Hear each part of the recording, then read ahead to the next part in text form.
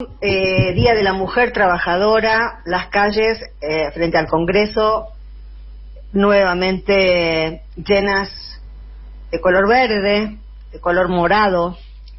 Y bueno, es bastante conocido el origen de este día, pero a mí me interesa marcar cómo la historia fue y volvió, ¿no? La historia de este día viene desde el trabajo y volvió hacia el trabajo también. En realidad, hoy se conmemora algo que sucedió en 1908, pero ya en 1857, esto es para los que creen que el feminismo o los feminismos son un invento de Soros y el globalismo y toda esa cosa, esa cantinela que han inventado como simplificación histórica, cuando las cosas son mucho más complejas y cuando con medias verdades se intenta trazar un panorama conspirativo para no reconocer algo que es visible, que es evidente y que es obvio. Y es que las mujeres todavía no gozamos de los mismos derechos que los varones. Y que la violencia que se llama de género, porque es contra las mujeres, sí, el género existe. No nacemos rosas y celestes. Nacemos con determinados genitales que nos indican un femenino o un masculino, pero la identidad se construye, pero estas luchas comenzaron hace mucho tiempo, mucho antes de lo que yo voy a contar, que me remito a 1857, 8 de marzo también, eso es lo increíble también de esta historia, ¿no? Un 8 de marzo de 1857 en Nueva York se produjo la primera gran marcha feminista, 1857. Si tenemos tantos varones que todavía, y tantas mujeres también, que miran con recelo, sin ir más lejos, todo el PRO, que miran con recelo, con desconfianza y con irritación la lucha de los feminismos, imaginemos lo que pasaba en la sociedad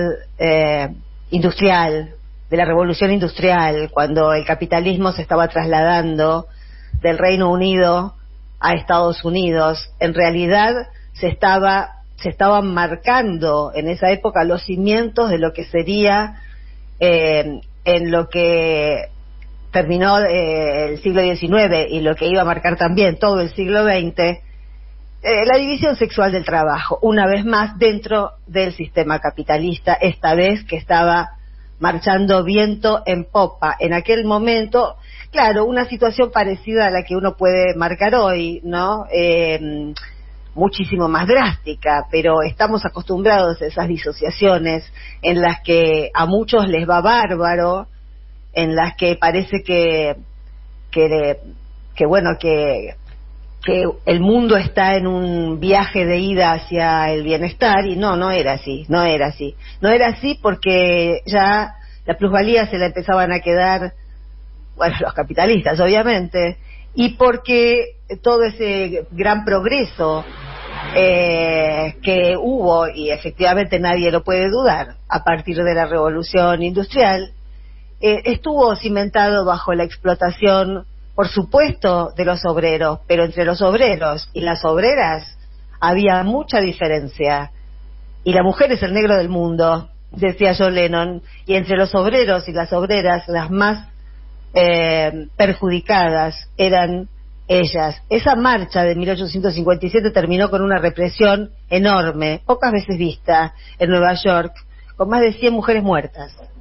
Fue un movimiento que despertó un odio irracional, porque eso despierta la desnaturalización de algo que está ni siquiera en un sistema económico, que está en nuestro ADN como personas que nacimos en este lado del mundo, aunque podríamos haber nacido en otros lugares del mundo, y el patrón de la dominación masculina, como bien explica Pierre Bourdieu, que ayer Jorge citaba la dominación masculina, excede largamente a lo que se puede llamar Occidente, toma formas distintas en América Latina, se lo puede encontrar en Oriente, se lo puede encontrar en todas partes. Siempre encontramos este patrón contra el que hoy protestamos.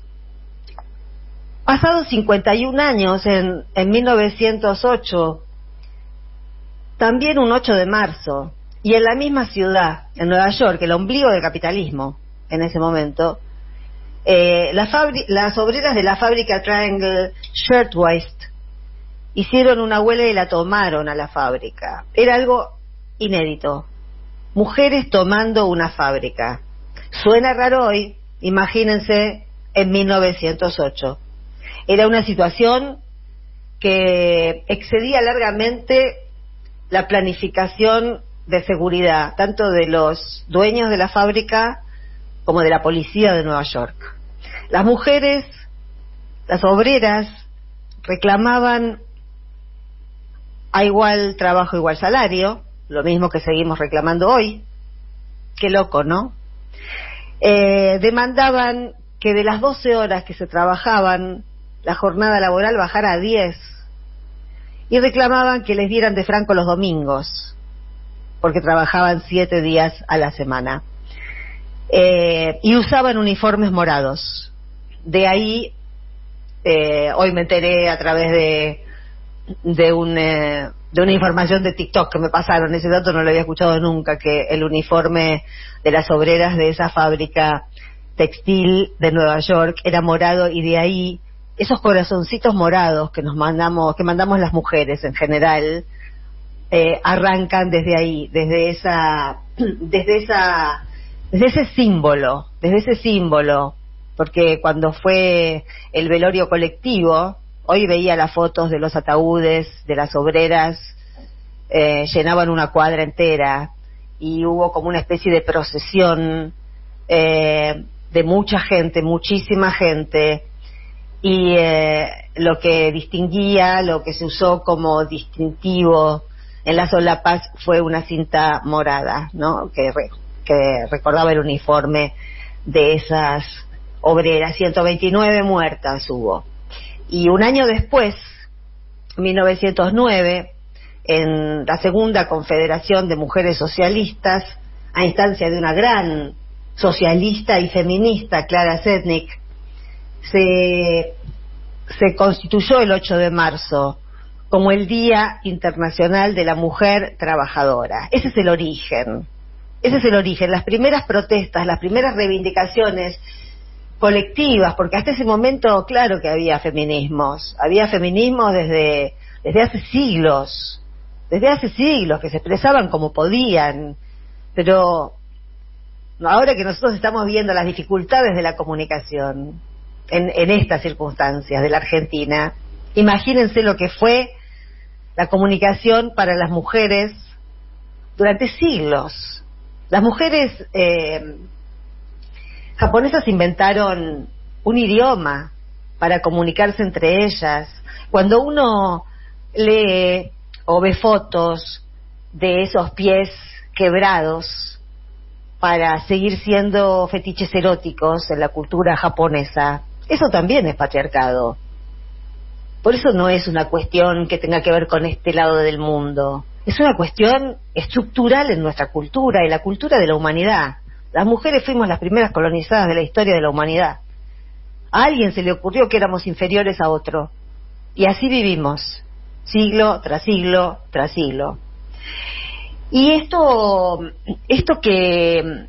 que se conmemora hoy, que vuelve a ser, por lo menos en la Argentina, el Día de la Mujer Trabajadora, pasó por muchas décadas donde a las demandas del trabajo, a las demandas, si se quiere, materiales, que reivindicaban materiales, pero que dan cuenta de la dignidad de una persona, ¿no? Porque ganar menos que un varón haciendo la misma tarea es una condición material, pero también es una condición simbólica. Te están diciendo que lo que haces vos vale menos que lo que hace el otro.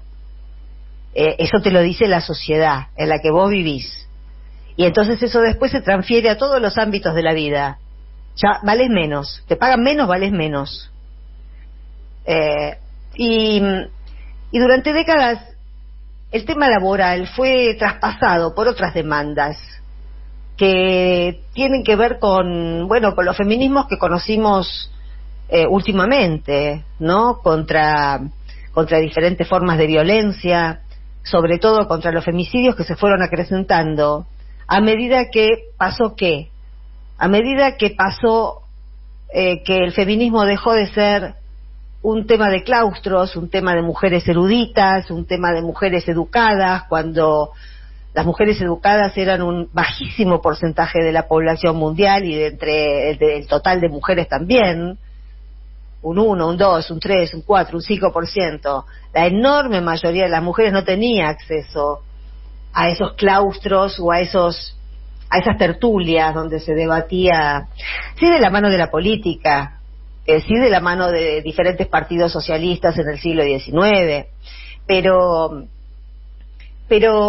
lo que irrumpió con mucha fuerza es lo que conocimos hasta hace un tiempo, ¿no? Todas las demandas que tienen que ver con nuestra seguridad. El ni una menos significa o viene a dar cuenta de que nos matan, de que cada vez es más sádica la manera de matar a las mujeres, que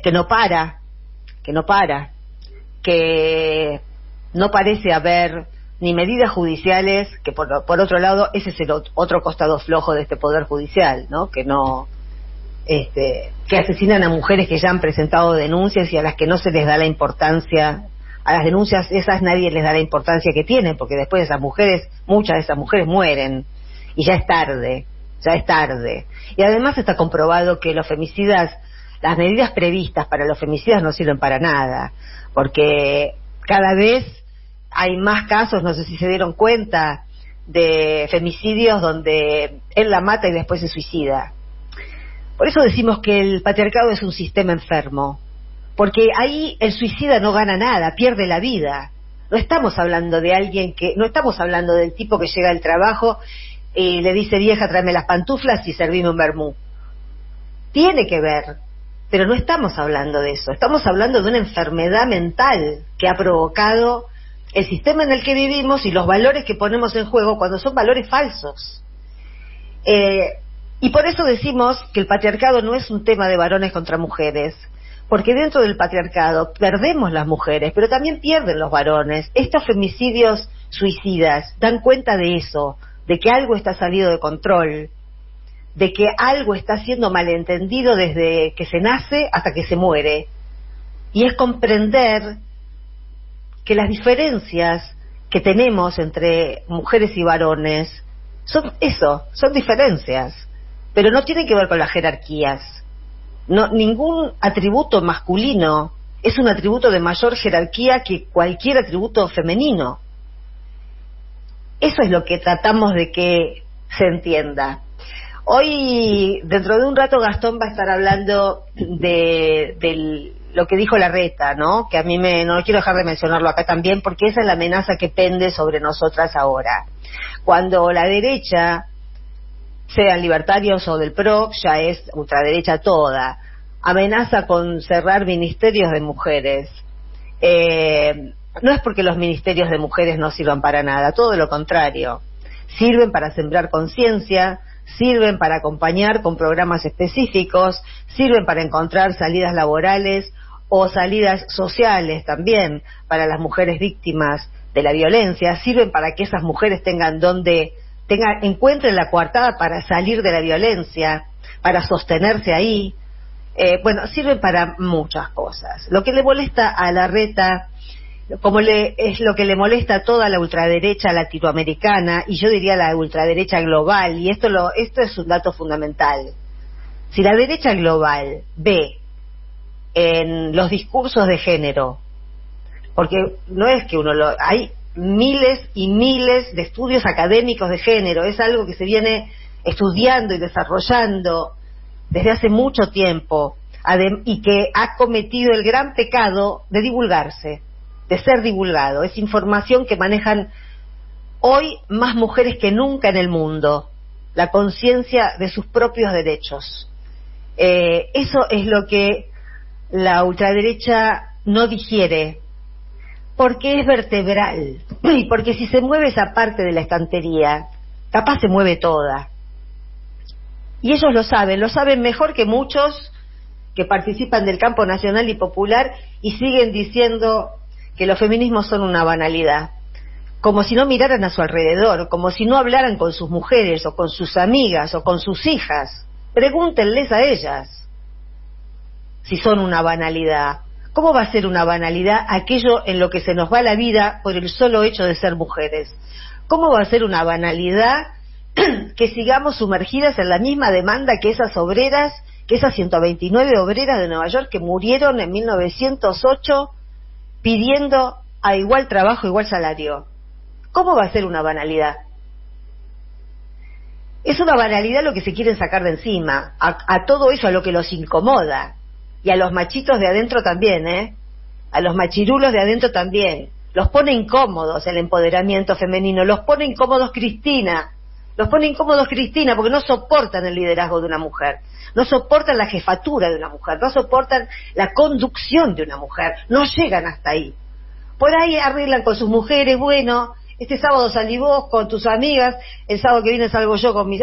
y ahí se sienten re modernos. Pero cuando llega la hora de reconocer que la estadista más grande que tiene este país en este momento, y a la que hay que recurrir y a la que hay que honrar porque está dando mucho por este pueblo, se llama Cristina y es una mujer, ahí se les desvanece todo y empiezan con lo que ya conocemos.